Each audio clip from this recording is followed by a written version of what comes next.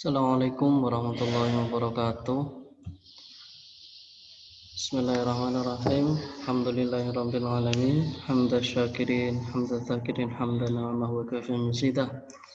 Wassalatu wassalamu ala asrafil anbiya wal mursalin sayyidina wa maulana Muhammadin wa ala alihi washabihi ajmain. Amma ba'du.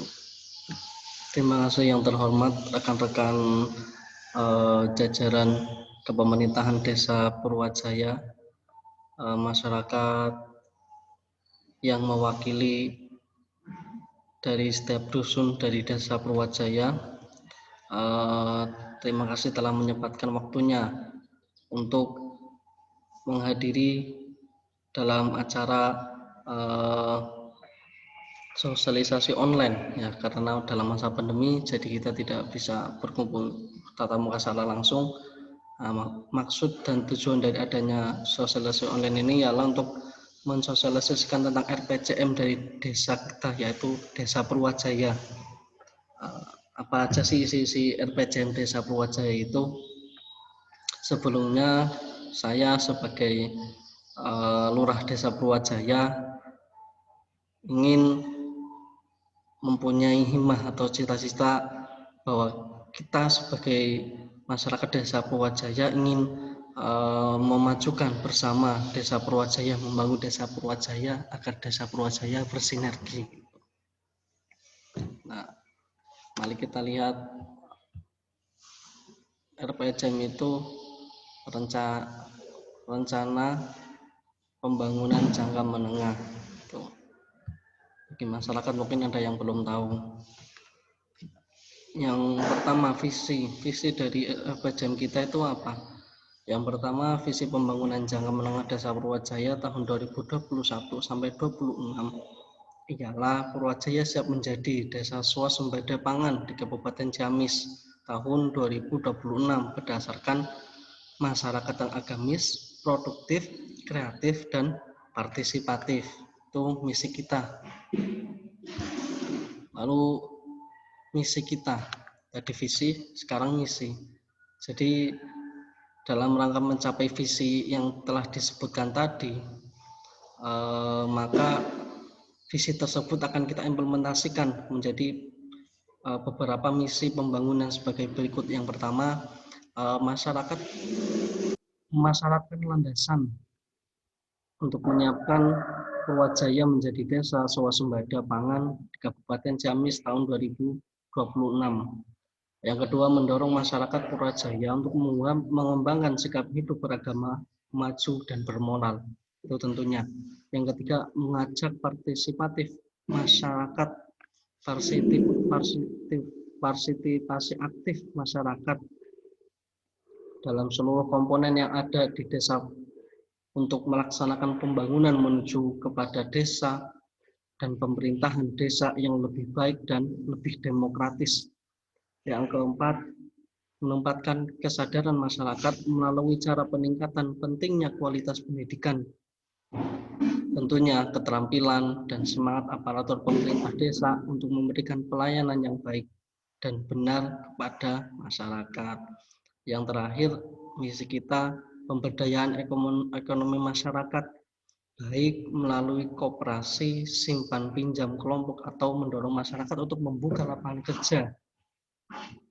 Ya, dengan membuka usaha-usaha mandiri yang dapat menyerap tenaga kerja produktif. Itu misi kita.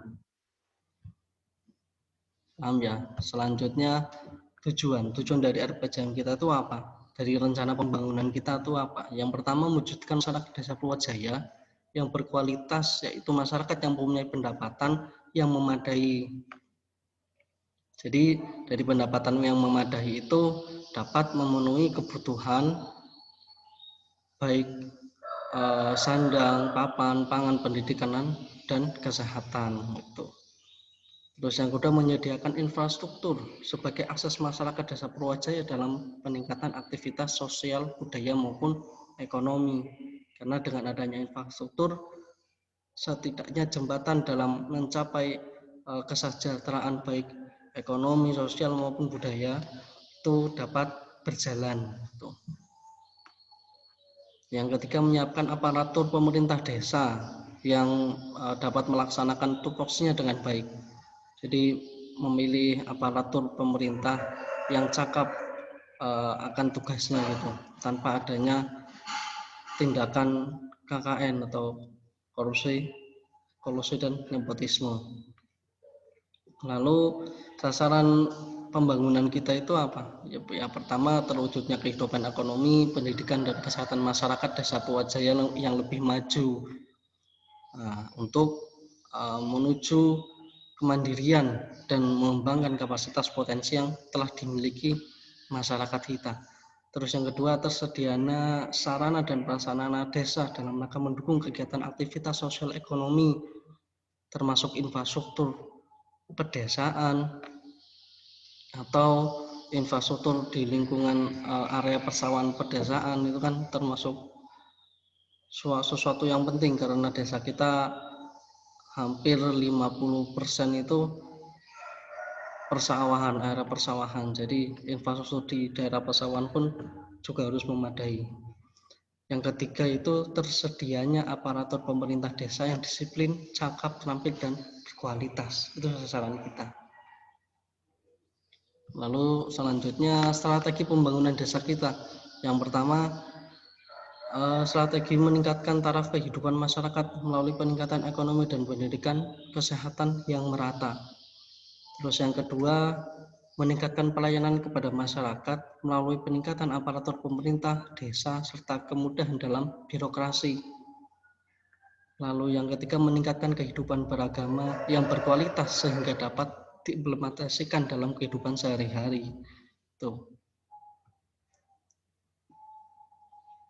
Lalu rencana penanganan desa kita terhadap pasca COVID ini bagaimana?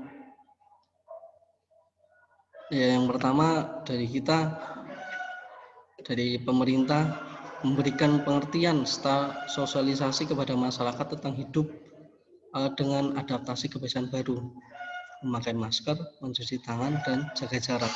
Ya, walaupun tidak begitu hype virus ini selayaknya di kota, tapi tetap harus menjaga kesehatan, kebersihan, terutama kebersihan bagi masyarakat desa itu.